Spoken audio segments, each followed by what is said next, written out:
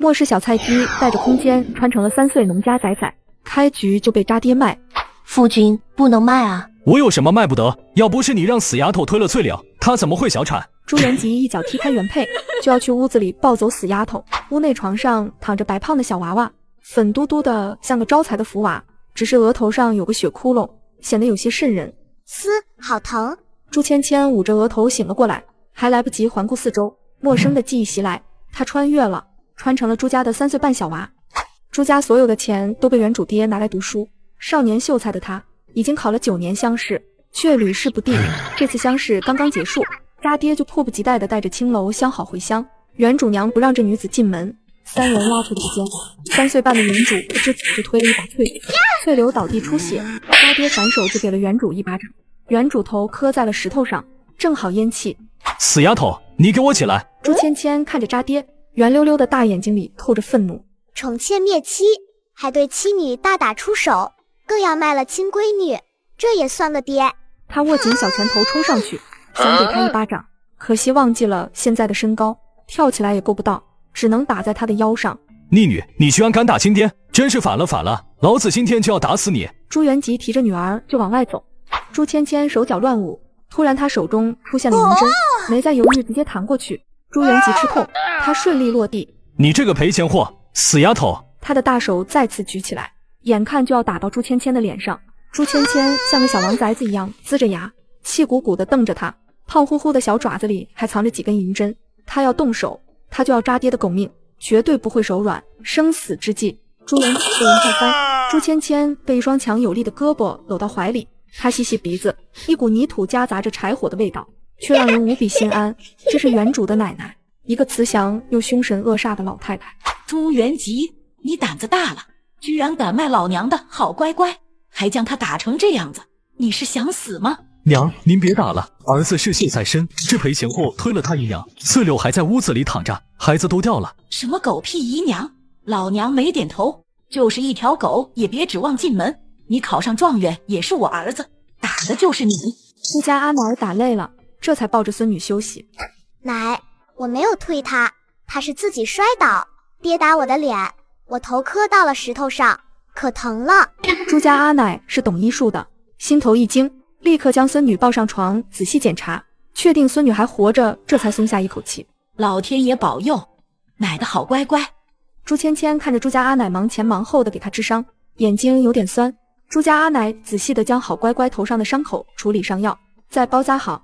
老朱家的，你们家丫头还卖不卖？秀才公，你这眨眼睛是什么意思？嫌弃5两银子少了吗？那就10两。周员外家看这个8字合适，也愿意多出点银子。牙婆子在门口大声说着，朱家阿奶火气蹭蹭蹭的往上冒，这狼心狗肺的玩意居然要卖了他的好乖乖。卖，将这个白眼狼给卖了。朱元吉，你还是个人吗？亲闺女，你说卖就卖，老娘先卖你。哎呦，老姐姐，这秀才公可不能卖，不就一个小丫头吗？平时也就值2、3两，要不是周员外儿子刚淹死，这好事情也轮不到你们家。朱家阿奶拿着扫把，转脸就对着牙婆子打过去。牙婆子吓得赶紧跑，鞋都跑掉了一只。朱元吉，你要卖女儿，还是配阴婚？你读了20多年的书，读到狗肚子里去了。裴春桃，你是死了吗？好乖乖，从你肚子里爬出来的，你居然同意这畜生卖？娘，我没有同意，是夫君非要卖。朱元吉不敢再说话，本想趁着娘不在家，让翠柳住进来，再将死丫头卖了换银子，好给翠柳补补身子。朱家阿奶气得站不稳，手被人拉住，转脸看是好乖乖。奶，您不会卖我，对不对？不会，奶就是饿死都不会卖你，卖了他们都不卖你。好乖乖，奶给你做点吃的。娘，我跟翠柳都没吃，您都做点好的，让她补补身子。补个屁！现在就让那个小贱人给老娘滚，等老娘抽出手，你们就死定了。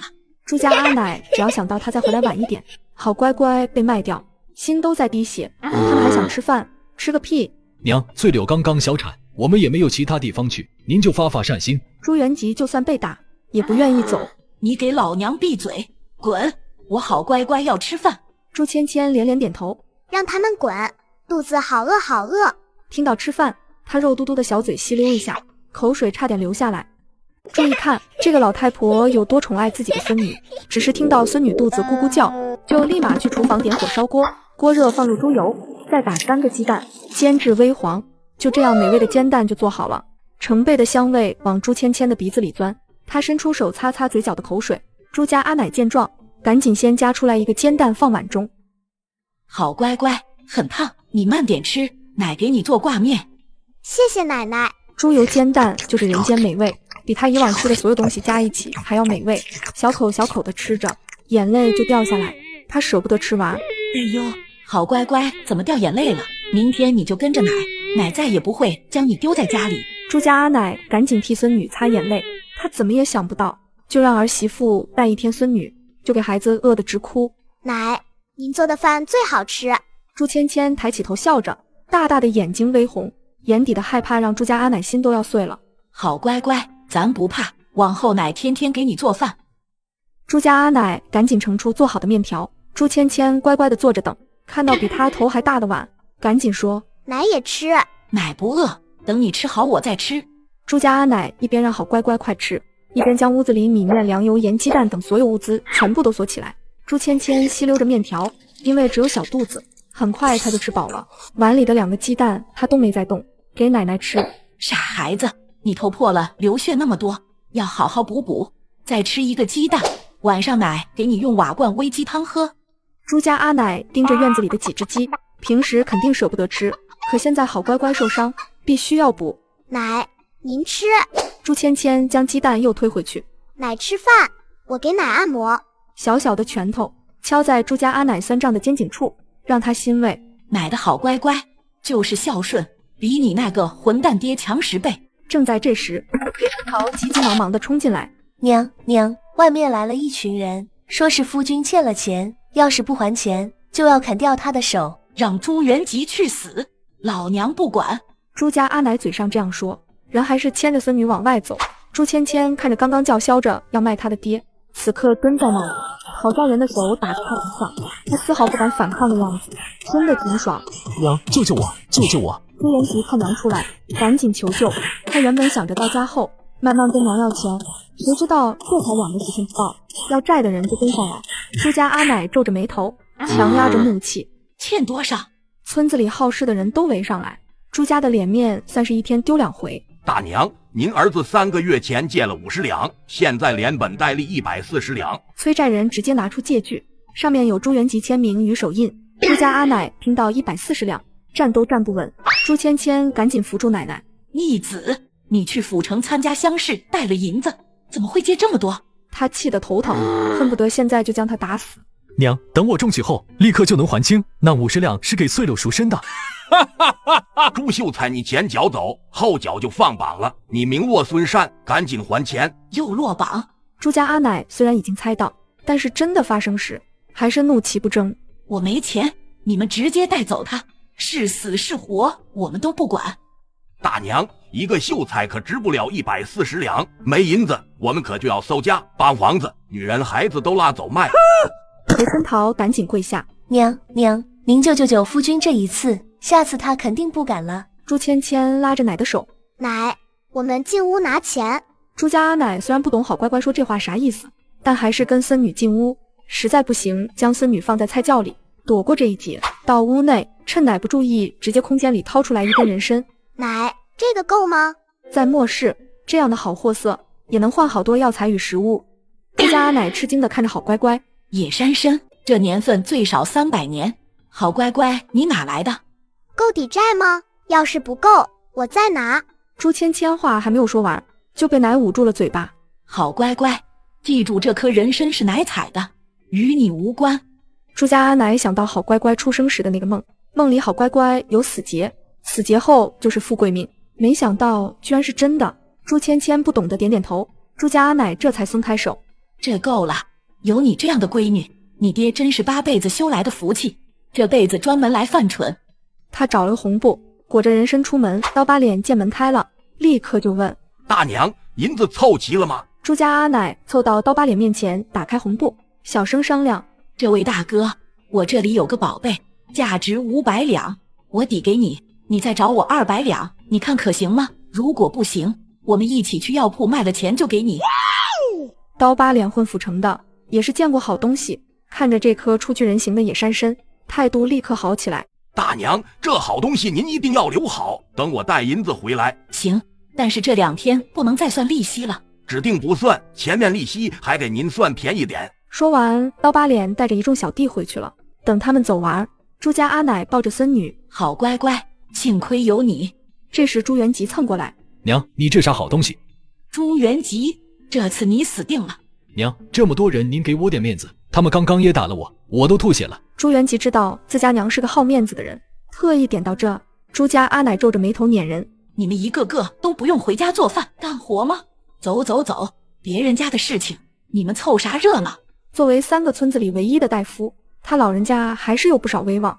走喽，回家做饭。看见没？读书有个屁用，专门坑家里。那是，要不是这个朱元吉，他们家都能盖10几间青砖大瓦房。这些话让朱家阿奶更确定，养这个废物还不如养一条狗。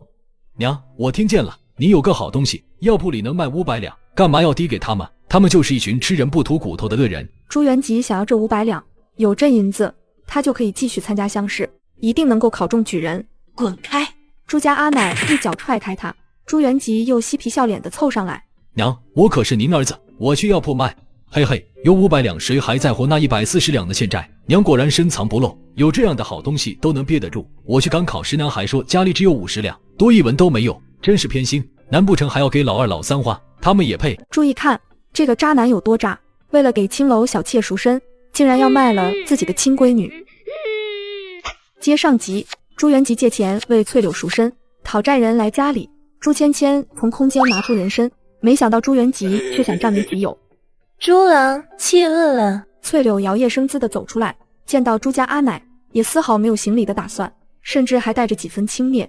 要早知道朱元吉家里这么穷，我才不要过来。穷乡僻壤根本配不上我。裴春桃见到这女人，第一反应是自卑，因为对方比她年轻，比她漂亮，比她腰细，明明是原配，站在那里却不敢说一句话。娘，这就是翠柳，往后让她跟春桃一起孝顺您。朱元吉扶着翠柳，满脸自豪，他可是击败了好几个文人，才得到了翠柳。什么下贱货色，也往家里领！就因为这破货，你要卖我的好乖乖！翠柳捂着脸，愤恨地看着朱家阿奶。老婆子，你凭什么打我？一个死丫头片子，赔钱货，卖就卖了，有什么大不了？朱元吉赶紧拉着翠柳，你闭嘴，赶紧给娘赔罪！朱家阿奶左右开弓，打得他们跪在地上求饶。这狗男人在楼里说的好好的，让我吃香喝辣，比原配还风光。现在呢？娘，您打也打了，骂也骂了，翠柳已经是我女人，您的儿媳，您不认也得认，这事改不了。朱元吉硬气地说完，然后带着翠柳就回房了，回的当然是他跟裴春桃的房间。裴春桃只好站在一边哭。娘，她就一个妾，怎么能住我的房间？您可得给我做主。朱家阿奶本来就被大儿子气得浑身颤抖，现在再看废物儿媳妇，一把推开。你有个屁用，就是老母鸡也得护着自个的窝，你求老娘不如用你2只手去扒窝。奶，不生气，我们去找爷爷。好，我们去找你爷爷。3狗子，你注意家里，不管是谁撬奶的锁，你就咬他。朱家阿奶将重任交给3狗子，就朱元吉那混蛋，10有8九会撬锁。汪汪汪！我也一定不让那垃圾靠近厨房。朱芊芊发现他居然能听懂3狗子说的话，呵呵，狗都嫌弃那样的人，朱元吉真失败。祖孙2人刚走出门，朱芊芊就拉着奶的手。奶，我真没推他，他也没怀孩子。朱芊芊回想原身的记忆，当时是裴春桃推原身，原身没站稳，就碰到了翠柳，翠柳借机倒地。奶知道他没怀也没掉孩子，但是奶说了，他也不会信。鬼迷心窍的男人迷之自信，奶相信你，永远相信你。奶，有野鸡。朱家阿奶还没说话，他就一跃而起，手脚同用，直接将2只野鸡死死地压在身下。奶，我抓住了。奶的好乖乖就是厉害。奶，这次你也要吃。好，带到地里，让你爷爷也尝尝。朱家地里，所有人看到他们到来，都非常开心。老婆子，你真厉害，居然能抓野鸡。这可不是我抓的，是芊芊嗖一下扑过去，将野鸡压在身下，现在就烤了，大家一起吃。听到有鸡肉吃，孩子们的口水都快流出来了。二儿媳田荷花赶紧走过去接了野鸡去烤。这时朱文辉发现妹妹的头破了。奶，我妹妹的头谁打的？我要去打死她！朱文成跑过来牵着妹妹，满脸心疼。我也帮妹妹打坏蛋。被你爹打的。其他人也围过来，看着朱芊芊头上的伤势，一个个都心疼坏了。老头子，那逆子不但落榜，回家还耍狠打媳妇孩子，更要卖掉好乖乖。这次我治他，你们谁都不要求情。当着孩子的面，他老人家都不好意思说，家里还带了个小妾。整个大渔村谁家有小妾，就这败家玩意整出来的大笑话。都听你的，这些年就是太纵容他，还疼不疼？爷爷给你吹一吹。我不疼了，奶给我撑腰，一点都不疼。爷爷也给你撑腰，好乖乖，不用怕。我们都给你撑腰，妹妹你不用怕。朱家阿奶让孩子们去玩，他则是跟大人说了下家里的情况。听到大哥带回来一个小妾，还是青楼女子，朱元生作为二弟都觉得臊得慌。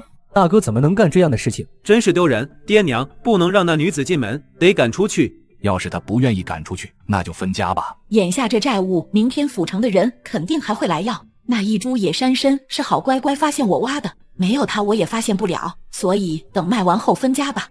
娘，您可真藏得紧，这么长时间您都没告诉我们，才不外露。再说好乖乖的功劳，我得留着给他攒嫁妆，你有意见吗？娘，您误会我了，我哪敢有意见？咱家都是您当家，我不管您怎么分家，反正我们跟您过。对，我们也跟您过。分家的事情等我们回去再说。朱家阿爷其实还有一丝犹豫，如果分家后这地怎么算？交税的话，岂不是白让大儿子读书了？挂在大儿子名下，又怕那个不争气的给偷偷卖掉，真是愁死人。孩子们这边，朱文辉和朱文成是大房的儿子，朱文志与朱文广是二房的双胞胎儿子。此时他们正在讨论怎么替妹妹报仇呢。大哥，你敢不敢打你爹？妹妹头上破了个口子，你爹也得破一个。敢，当然敢。他算个屁爹，给我们带个小娘回来，还有那个小妾也得打。大哥，我们要讲究策略，如果打了亲爹，会被人说不孝，影响我们读书。6岁的朱文成是孩子们中读书最聪明的，4个孩子全部都在镇上学堂启蒙。农忙假期10天，他是经常被夫子夸奖，有点老气横秋的模样。你闭嘴，我们不怕被影响读书，我们3个来，不用你。你要是敢告状，别怪我揍你。我不会告状，你打爹的时候记得套个麻袋，不要说话。二哥，你再叹气就成小老头。这时鸡肉烤好了，朱家阿奶招呼着：“吃鸡喽，孩子们。”娘，这都1个月了，好歹吃上肉，还是我侄女厉害。芊芊继续努力，三叔吃肉就靠你了。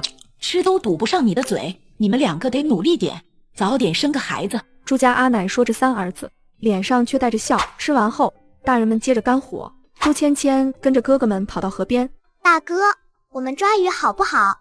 不行，奶不让我们下水，天凉了会挨揍。那我们用藤编一个笼子放在那里，再用石头砸，逼着鱼过去。听妹妹的，开干。朱文辉带着3个弟弟干活，弄出来不像笼子的笼子，反正就那么放到水里。朱芊芊带着哥哥们往河里扔石头，大家越扔越开心。他趁着哥哥们不注意，开始动用异能，将鱼往笼子里赶。大哥，看，有鱼！朱文辉立刻跑过去，拉起笼子，真的有鱼，而且还不止1条，是很多条。妹妹，你真是太聪明了，你虽然头破了，可是比以前聪明好多。朱文志拉着妹妹的手，有点不乐意地说着：“妹妹一直都很聪明。”朱文辉挠着头，嘿嘿笑着，赶紧数一数鱼，一共7条鱼，咱们送去给爷奶看看。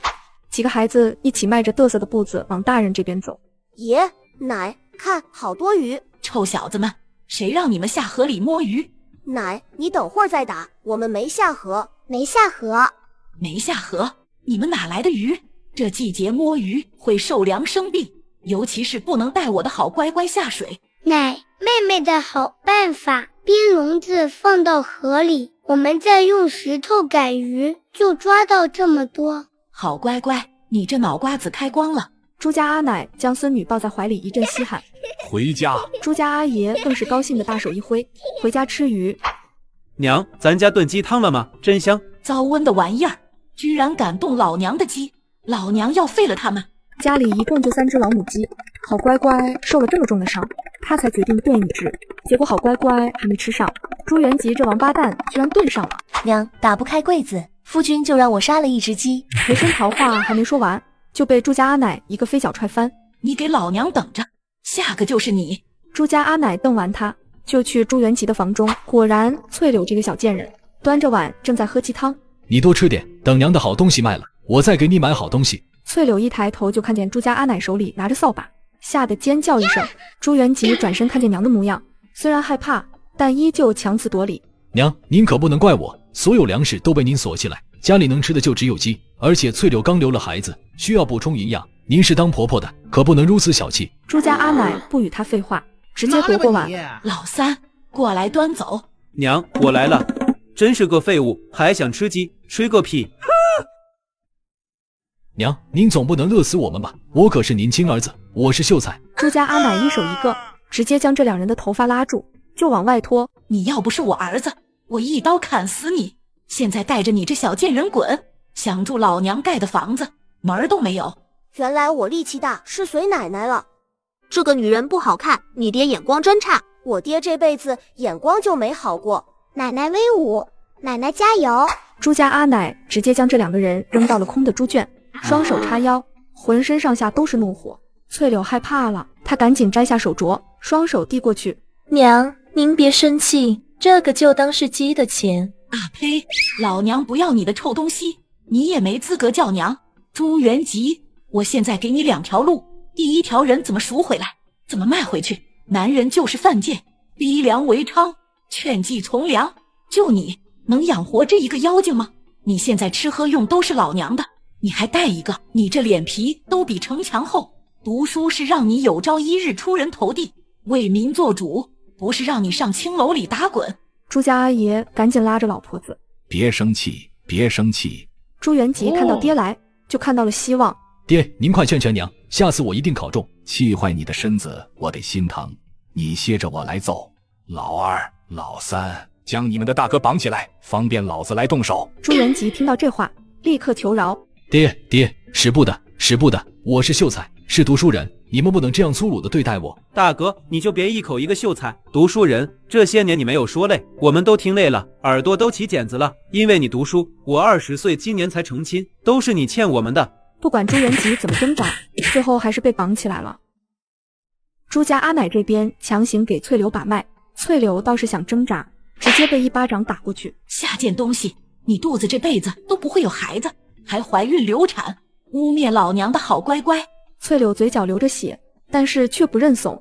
你一个乡下老婆子，三脚猫的医术怎么跟辅臣大夫比？是你儿子带我去看的，我就是被这小贱种推倒流掉了儿子，要是不能再生，也是这丫头的错。一个丫头能跟儿子比吗？这个时候绝对不能承认，只要朱元吉相信就可以。孙子们过来！朱家阿奶一声喊，4个孙子全部出现。看见没？老娘不缺孙子，就喜欢孙女。你自己贱，不代表女子贱。我们家孙女是最宝贝的。朱家阿奶的话突然让翠柳哭起来了。她不懂为什么都是在乡下，她家里说丫头都是下贱，生来就是废物，在这里那个贱丫头却是宝贝，为什么生活如此不公平？不行，她得不到的幸福，其他人也不配有。这个所谓的宝贝，她一定会给打碎。